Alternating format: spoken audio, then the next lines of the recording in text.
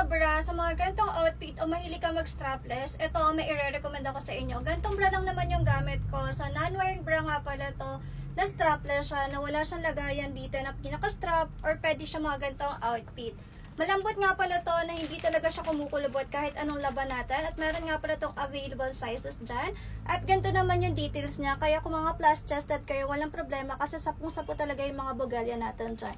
At ang kagandahan pa dito, kahit malapad yung likod nyo, walang problema kasi may kasama na siyang ganito or yung pinaka-extender niya. Kung malapad yung likod nyo or maliit, walang magiging problema kasi stretchable yung pinaka-extender na.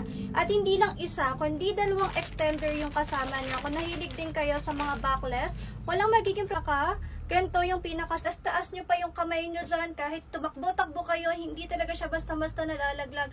Kasi body fitted siya. Plus, nagustuhan ko pa dito, wala siyang bakat once sa sinuot nyo. Hindi bumabakat yung mga gilid-gilid niya, very comfortable to wear kasi magaan at lightweight lang tong bra na to.